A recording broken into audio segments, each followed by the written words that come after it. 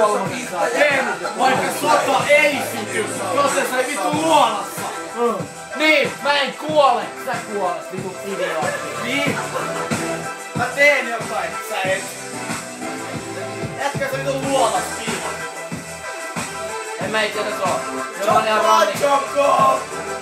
Mä oon siellä ekojen mukana kuolemassa. Miten sä et puhut vittu suklaa paskaa?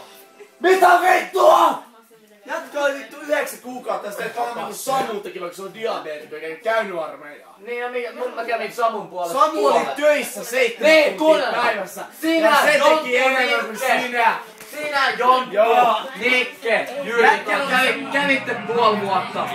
Mä kävin sen kanssa 3 kuukautta ylimääräistä Samultakin. Jonkun teidän olisi pitänyt käydä vittu 3 kuukautta, niin se on Samunkin irti kuidattu. Ei vittu! Miten sä kävit 9 kuukautta? Toisella on diabetes vittu, ja te vaan teette 6 kuukautta, saatana. Miten sä vittu kuitenkin olit teit-armeijassa puolet vähemmän kuin me? Miten niin puolet vähemmän? Sä olit siellä kauemmin kuin me, mut teit vähemmän. Miksi? Vaihdoin 10 kiloa, mitä sä sait?